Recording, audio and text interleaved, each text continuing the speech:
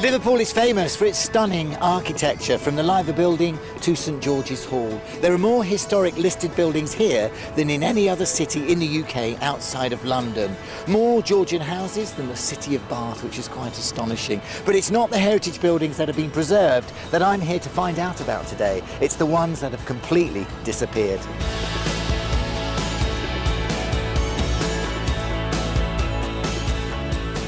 It's both very fitting and a little bit ironic that the clues to Liverpool's lost buildings would be housed in one of the city's newest constructions. Completed in 2010, the Museum of Liverpool takes pride of place on Liverpool's Pier Head, a stone's throw from the Liver Building and the city's other grand buildings from a bygone era. Now, I first visited this building when it was under construction a few years ago, but it's marvellous to see the architect's dream come to fruition. This is so exciting. Back then, there were wet plaster walls, concrete floors and damp brickwork, but it had that smell of optimism and inspiration and hope for the future. Isn't this marvellous? There's so much to see here, but today I'm going to take you on a magical mystery tour of the city's rich architectural past and recreate the lost buildings which remain at the heart of Liverpool's heritage. The museum houses exhibitions and artefacts which trace Liverpool's history right back to when it began as a medieval tidal pool next to the Mersey, known as Lifer Pole or Muddy Pool. By 1207, King John had founded a port here, and the record suggests he ordered the construction of Liverpool's oldest and arguably most impressive lost building, Liverpool Castle. Now here we are, look at this, a beautiful scaled down model of what the castle was thought to have looked like when it was first built around the 13th century. There is documented evidence which tells us this castle in 1399 became a royal castle. And when you look at its structure, you can see with its traditional keep and curtain wall and towers built on a very high vantage point overlooking the water, it was definitely built for defensive and fortified purposes. Jeff Speakman, a curator at the Museum of Liverpool, has been unearthing the castle's history. During the Civil War, Liverpool was the only port on the west coast of England which was actually controlled by the parliamentarians, despite a lot of efforts by the Royalists to actually capture the town. And so afterwards, when King Charles II was restored to the throne, he took quite a dislike to the people of Liverpool, and one of the things that he ordered was that the castle would be demolished. The only part of the castle that does survive is the dry moat. One of the hotels on Castle Street actually has a double cellar which is built into the depth of the moat. Our next lost building was central to Liverpool's shipping boom.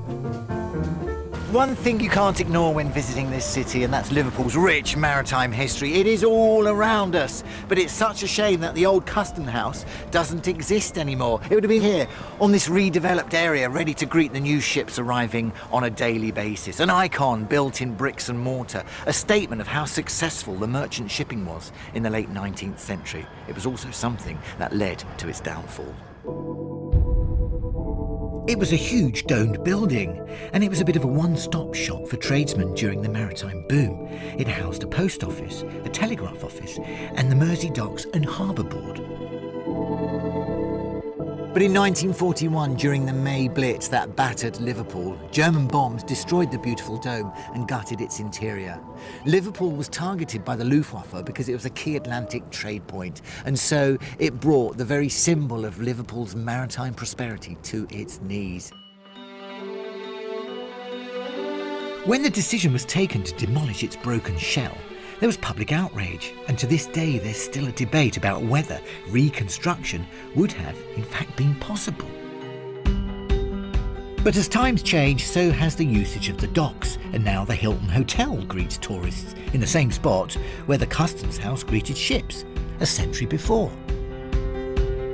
Now, the clue to Liverpool's next lost building is right here in this liverbird crest. It's the only part remaining from the city's sailor home, which was a very grand Victorian design, the foundation stone laid by none other than Prince Albert in 1846. And it's thought the visiting sailors needed protection from the dishonest lodging houses, eager to take money from the men who'd been away at sea for many weeks on end and who'd just been paid. So the first sailors' home was built in London in 1835, and Liverpool quickly followed suit.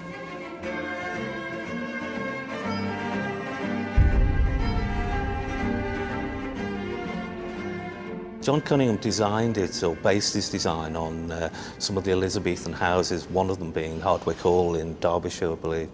Very sort of ornate building with towers at the front and a fantastic gate and ornamental stonework above the main entrance.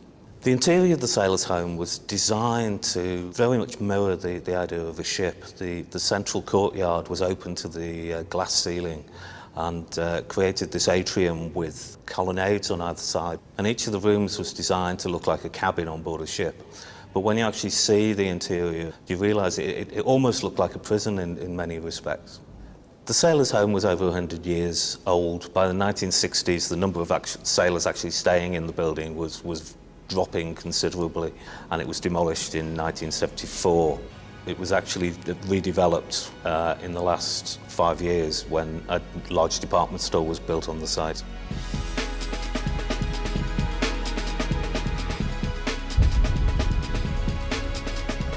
Some links to Liverpool's maritime past have been carefully preserved for all to behold, like this, for instance, the last remaining carriage from Liverpool's overhead railway, the first elevated electric railway in the world.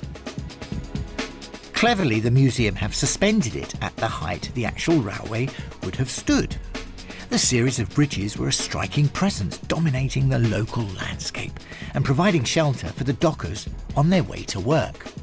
Gordon Harrison, who worked as an electrician on the Dockers Umbrella, as it was known, remembers the railway fondly. I think everybody who went on the overhead railway enjoyed it because you had 7 miles virtually of looking at the docks, and you could see the shipping coming in and going out. People used to travel on the overhead railway, dockers, workmen, used to take the tools on it. And you'd go into a carriage and you'd see them with all the toolboxes and bits of equipment that they were going to fix on the shipping. You'd meet people, you'd talk to people on the stations. It's very enjoyable. Being a lad of 15 and a bit, it was very, very enjoyable. But the striking iron viaducts in which the carriages ran along, in the end, provided the railway's undoing. The private company who owned it couldn't afford the repair and the maintenance to the corrosion that occurred on the iron, and in the end they eventually went bust in 1956. The iron plinths were dismantled the following year, leaving very little trace of this dominant series of viaducts, and also leaving the dockers without their umbrella. I really miss it, really speaking. I mean, I had the choice of when the overhead railway closed to go back into shipping as an apprentice or go to the railways. And I chose to go on the railways because I was fascinated at that particular time. Despite the loss of the viaducts, the customs house, the sailors' home and even the castle, the existence of so much heritage under one roof here in the museum is really something quite special. Now, if you're thinking of visiting Liverpool, the first thing I recommend you do is have a wander around this museum because it's absolutely marvellous. You can really learn a lot about the city. And then when you journey into the city itself and wander around, you might just get a very different view of what once graced the city's skyline. I'm convinced Liverpool has some of the greatest historic architecture in the world, even if it's not all still standing.